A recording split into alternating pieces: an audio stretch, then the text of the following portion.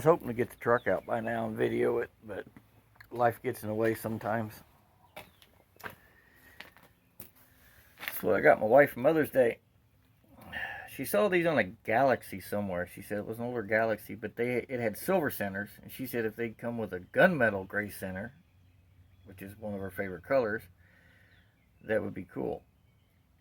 I really like these. She took a picture of the car and showed me the wheels, so my son and I got together and got them for Mother's Day. Me and the youngest boy. Vision, what are they, Torque, Legend Series. Nice looking wheel. 7's on the front of the old 69 Elko. Put 8's on the back. And I took them all off and took them over to my father's place, my dad's place, and he's got a machine and everything, and mounted them, balanced them for it. Brought them back over and put them on it. Didn't say a word. Told her to go out. I said, hey, go out and look at your car. I think I might have bumped it with the mower. That's why the mower's in front of it. She come out and seen them. Excuse this messy ass place. This building's getting a facelift. I'm gonna do a little bit of work to it. Hopefully, like I said, in 2 years I'll tear some bitch down. We put a metal building up, like a 40 by 40 or something. Dash 8 lines are all done. I've got to get a straight fitting here. The one I had, I don't know what it was, but it looked like somebody had scuffed the threads on one side of it with something. They were all mashed up, and they're sending me another fitting. I sent pictures of it back to them and said, hey, what's the deal? But we got all the Dash 8 lines on it. Got the feed line. I had to put a male to female 90 on the bottom of it. Same thing right here to get this line around to keep it away from the exhaust. I could have went around this way and used the 90, but I didn't want it right over the distributor in a way either. So this, when I get the straight fitting, it'll actually go under this line and into the carburetor. Dash 6 line coming up to an old Holley regulator, which is what I've always used for nitrous. These little Holley regulators work fine. And then it has its own line going over. I've got a gauge that's got to go in here. And I'm using a 110 gallon per hour, I think it is. It's either 90 or 110, something like that. Carter electric pump off the other side of the fuel cell to feed this. So that's a non-return regulator. This is a regulator, the big 2-port with the boost reference on it. Magnefuel wants you to use that ProStar 500 pump. It's set at 7 pounds. It stays at 7 pounds. I don't care what you do. It stays at 7 pounds. You start it, the pressure might drop just a little bit, and it comes right back to 7. Nothing new in there. Batteries are in. I don't know if I showed that before.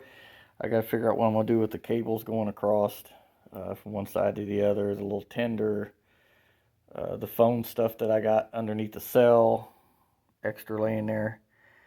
But yeah, they're all bolted down. They got 4 5/16 bolts holding the trays down. And then I put fender washers under the bed for added to stiffen it. Now this part somebody might not like. I really don't care if anybody likes it or not.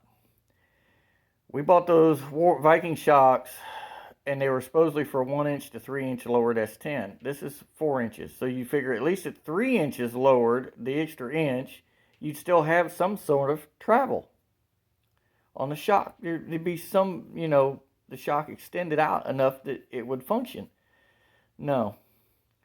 Had about 2 inches of travel. Not enough. Same issue I had with the competition engineering shocks. That's why I had everything set so tight back here, so it just wouldn't give. Well, I extended the shock mounts, and I thought, well, it's either extend the mount at the cow track, which will put it closer to the ground, which isn't going to work, so I extended them up here the easiest and simplest way I could, and heavy enough to hold up. So when I show you this, don't think nothing. You can see part of it right here coming into play where it's welded to the down bars. I extended the shocks 4.5 inches up through the frame. Now I took my angle meter, I put it on the shock, I followed the same angle all the way up. I just put the shock, because the hole for the head of the shock is really big. I just put it through there, took the butterfly out, put a bushing in it so I could put a 1/2-inch bolt in it. Tractor Supply, love you guys. Bushings and stuff, y'all are really cool about that. You got everything a man can need. So, and you sell bolts by the pound, not by the bolt. So I cut the hole out a little bigger than what I actually needed so I could get a flap disc on a grinder down there, clean the top of that big wide ass cross member that goes across there up where I needed to weld to. This is 1/4 inch 5x5 angle. I cut it down, made my ear, comes over here, welded it all up. Same thing on the other side. And then I mounted the shock, bounced the truck. I seen just a little bit of flex. Probably not from here, but probably from the cross member because it's thinner metal. It's like 1/8 inch or whatever the frames are on an S10. So I put this piece across the top, and then I took a piece of 1/8 wall 1-inch square tube. I plugged the end of it back here, and I run it up and tied it into the down bar. Now I got to get in here and clean this up because I welded all of this up, even this thinner stuff, on a higher I always weld hotter than when I need to. So when I did this, I had to burn into the plate and then feed into the thinner tube so as not to burn holes in it, but yet get a good, as you can see how far the heat mark is back on this. I turned the heat up hot. And then you can see the heat line on that right there. Where I welded this, I angled the gun on the inside. I had to get down and lay on the damn tailgate back here so I could look up in there and buzz a bead into that groove on the inside. Those are welded all the way around, all 4 sides down there. There's a stiffener, a little piece of plate like this on the back side down here too. So I probably didn't need this bar, but I did it anyway. And if people give me crap, well man, that looks like cobbled up shit. Well, you know what? It's my cobbled up truck. I'd rather it be stout than break. So now I've got plenty of shock travel. The 2 inches I had plus another 4.5, that's 6.5 inches of shock travel. So I can get the suspension to cycle like it should. I cut the snubbers off or the bump stops off the frame. So I think I got, what it was, 5.5 inches between the bump stop before the frame had hit the axle, and I got 6.5 inches here. And these shocks got like compression and rebound. You got 18 adjustments on each one. So, and then they gotta give you parameters how to set them, but that's what it is. You know, I thought about coming off and making a bar that went across and tied them together, but I didn't want to do that because then I had to go around the cell, and then I could, you know, tie a couple pieces in here, and I'm like, that I just weld a piece here to here. It's less weight, it's shorter, it's quicker, it's easier, it's done. This is welded to the frame. There's a piece of tubing that goes across the frame rail right here in front of this cross member. It's welded into the frame. This is pocketed, which means it's dropped down into the tube and welded all up and welded on the bottom side of the tube. And then I took a piece of roll bar tube right here and come across and tied it all together with that as well. So it's got an extra brace right here. Basically, it just comes over and makes a turn into this. And that's actually 2 pieces of tubing. The one end's welded on that end, and then this is a bend, and then part of a bend on that end welded in. I just took a flat disc and cleaned it all up like I did up here where you can't see actually where the welds were. But that's what it is. I'll get that all painted, Tape this off, clean the gooey off where the decal was. I put the diamond plate down just to kind of continue where I made the little covers to cover up this junction, because there's a hole there and you could see through, and I didn't dirt shit coming back up through it and everything else. And then I wrapped that like matte stuff, like Dynamat, around it in there, and then put the cover over it. But yeah, I just put this over it to cover the big hole that I cut in the bed, which is about 1 inch wider than this hole, which this hole's only like, what is it, 3 inches by like 3 by 4 or 3 by 3 or whatever. So, and then a nice little dent in it where I fucking put my knee in it. That happened when this happened. Yeah, all my staining's done and the shit's still on my damn fingers. I shooting these screws in here to hold this down. Just 4 screws, you know. It serves a purpose. It's not gorgeous, but it serves its purpose. These are not self-tappers, but they're sharp enough on the ends that they'll go in through the metal, through both pieces of aluminum here in the bed and everything. I had one jump off of my, little quarter drive, whatever, DeWalt impact gun, and I jammed it right into my finger right here, right at the joint. And I was leaning hard. I literally had to pull the little Phillips bit that goes in the bit holder out of my damn finger. And then I had to go up and have them clean it up and, defunctize it. They put a couple stitches in it to close it up. And it's sore as hell. It's swelled up and sore as hell. But that's what I come up with. I'd rather bring them up this way, and it might be a little ugly or gaudy, than weld into my Caltrack plates and fucking them all up. And I just, I could only drop the shock down as low as the bar is underneath the plate, and I already have issues with it catching sometimes on things. I didn't want anything else hanging down under the truck. And that cross member is what my fuel pump, both fuel pumps are mounted to it and everything else. I put that 1/2-inch rubber block in there. That fuel pump's quiet now. It ain't sitting there sounding like a vibrator on a dump truck trying to the whole damn truck. Anybody who's drove dump trucks or been around that stuff and knows what a vibrator is to shake the shit loose in the bed? Yeah. We used to have them on a couple of ours, and I couldn't stand them damn things. Caused more fucking damage to the truck than they did shaking dirt or anything out of the bed. But that's it. I'm going to clean the welds up, maybe do a little more welding so I can make it look nice like up here. Basically use weld as Bondo and get it all looking nice. And then I'll tape everything up, prime it, a little self-etch, paint it, call it done. Then I'm going to get this damn thing out of here and give it a bath. I'm talking about Dawn dish soap, brushes, scrubbies, scrub inside the bed, scrub everything down, pressure wash everything. Anything that comes off, I'll touch it up. And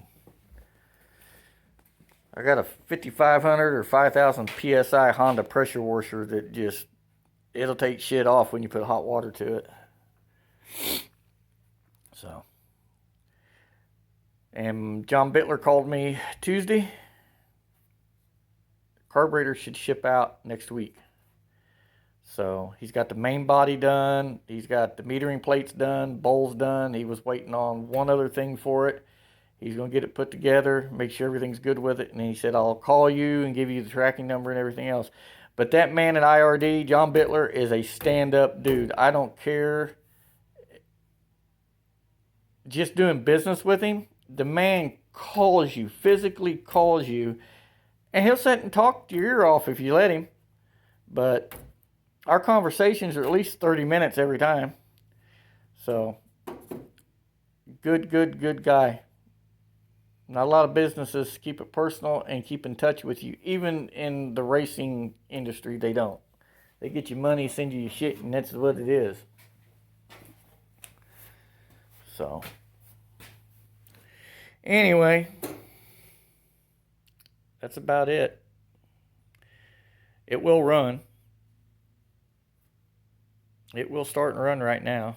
I'm not going to waste my time trying to dial this one any better than what it is. I mean, it'll run. I can drive it. AFRs are like 11.6. So, still a little rich on the race fuel that I run in it. So, I run oxygenated unleaded Sunoco in it, or VP, but Sunoco is cheaper and easier for me to get now. So, anyhow, I'm going to end it there. I'll try to get it out this weekend. I need to get it out of here so I can clean this place up. I've got work to do on this building anyway. I'm tired of working in the situation I'm in. I've done it for 4 or 5 years, and I'm just tired of it. Wind tore the door off back there. I had a 17-foot garage door. When it was up, we had a storm. We had it open. We were gone at Walmart. It tore it off and messed it up. And I shut it down and made it a 12-foot opening. I made some temporary doors to put up to get it through the winter.